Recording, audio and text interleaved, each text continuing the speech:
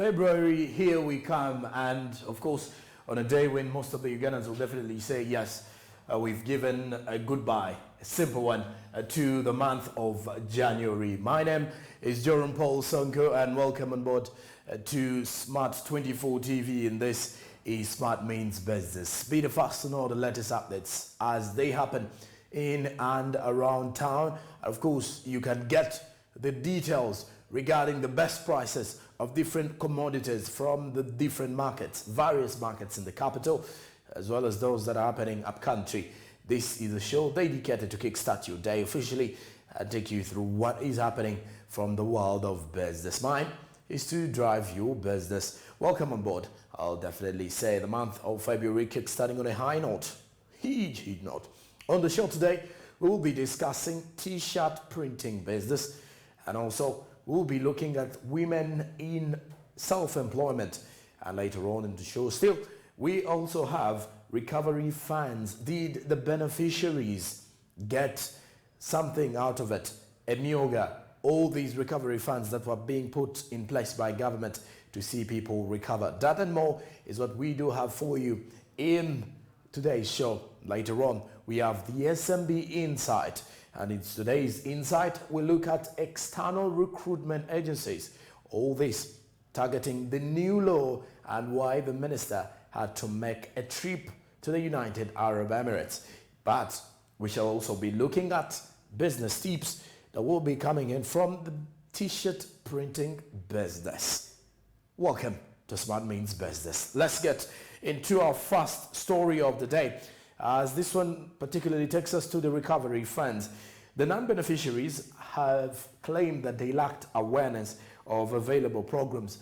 According to Sietini Uganda, with support from Commonwealth Foundation and Agent Action Fund, has been implementing a project on re-strengthening voices of micro and small-scale entrepreneurs and entrepreneurs in the post-COVID-19 economic policy reforms. The main aim of the project, let me get the project right again for you. The project is strengthening voices of micro and small-scale entrepreneurs in the post-COVID-19 economic policy reforms. The main aim of the project is to enhance micro and small-scale entrepreneurs' capacity to influence, monitor, and demand for accountability. Let's have the details of this story. The COVID-19 pandemic disrupted supply chains and exacerbated already existing vulnerabilities, especially in low-income countries like Uganda. In a bid to curb the spread of the virus, Uganda has undergone 2 lockdowns, coupled with government's imposed restrictions, which have greatly reduced the economic activity in the country and impacted on the liquidity flow for SMEs. Immaculate Ndagili, the program officer during the Women and Youth Policy Makers Review meeting, said that as in Uganda, they carried out countrywide awareness and consultations in which the number of people raised issues, and of which dissemination of information as well as lack of consultations for the beneficiaries.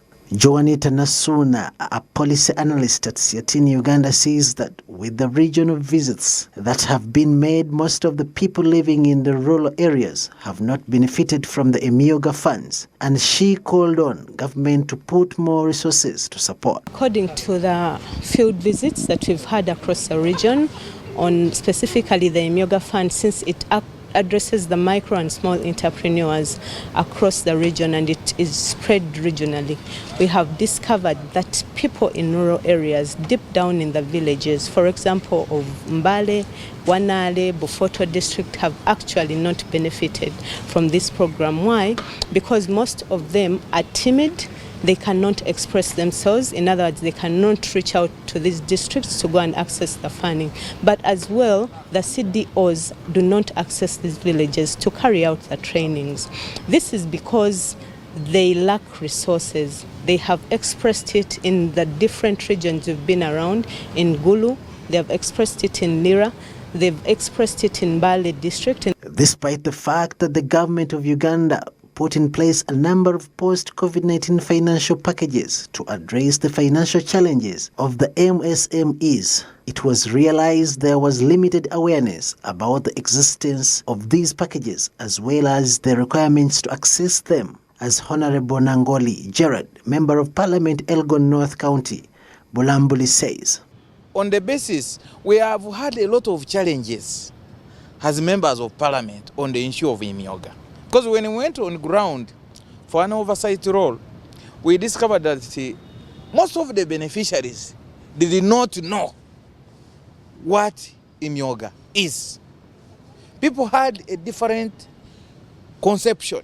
Actually, they had a misconception. They thought this was Akasimo, sort of appreciating them more, so that the program came immediately after the 14th 2021 general elections had just been concluded. Two, the awareness, sensitization, educating them was not enough about the program. Three, they talked about the interest rate, that the interest rate of 4% is a little bit high.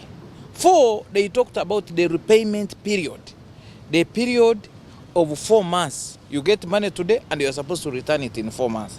But basing on what I've got here today, because these are beneficiaries who have spoken, who have actually given testimonies, I can call it, it is a different picture to me as a member of Parliament. This review meeting was to give an opportunity to stakeholders to further scrutinize the financing opportunities presented by the stimulus packages and make further recommendations for improving these government programs again. The COVID-19 pandemic disrupted supply chains and exacerbated the already existing vulnerabilities, especially in low-income countries like that in Uganda. And in a bid to curb the spread of the virus, Uganda underwent a set of various lockdowns. There was one in 2020, first ever. That was in the first wave of COVID-19. And later on, we got ourselves into the second wave of COVID-19, that was the Delta variant. We officially into the third one, but when you look at the situation here, as a matter of fact, government imposed restrictions which greatly reduced the economic activity in the country and impacted on the liquidity flow for the small and medium-sized enterprises. And in the long run, government thought it wise that they should definitely get recovery funds for these particular people. But however, the question is, for most of those living in the rural areas, they did not access these funds. One, because they lacked awareness. Two, the information dissemination regarding the same matter was a very huge challenge. Why? Because most of them could not understand more of the English. And during the same conference here, a number of things during the a number of things that were highlighted, that most people in the rural areas prefer having information disseminated to them by the use of their local languages, because not all of them feel comfortable by listening or getting information through the use of the English language. But when you look at those under different circles in Kampala and the neighboring areas, central regions or different cities across the country, most of them that were well organized and the circles benefited, because according to Siatini Uganda, they've been making countrywide and regional tours to make sure that they identify the key gaps on the issue of the recovery funds, be it Myoga and all the other funds that were put in place by government to clearly give room for the small and medium, micro, small and medium-sized enterprises in the country to recover.